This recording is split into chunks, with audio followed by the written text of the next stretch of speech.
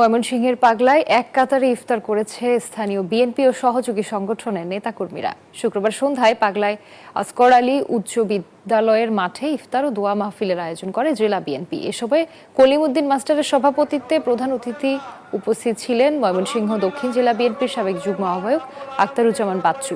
এ সময় সাধারণ জনগণের পাশে এক কাতারে বসে ইফতার করেন তিনি।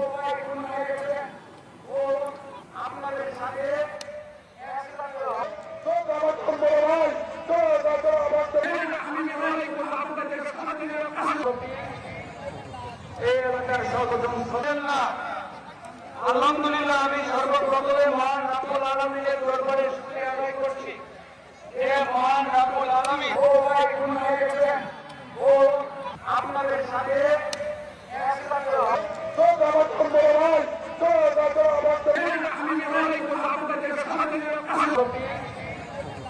এই এলাকার সর্বজন আলহামদুলিল্লাহ, আমি সর্বপ্রথমে মহান রাব্বুল আলামিনের ওয়ালটন আবারও মিলিনিয়ার অফারে ওয়ালটন ফ্রিজ কিনে আপনিও হয়ে যেতে পারেন মিলিয়নিয়ার।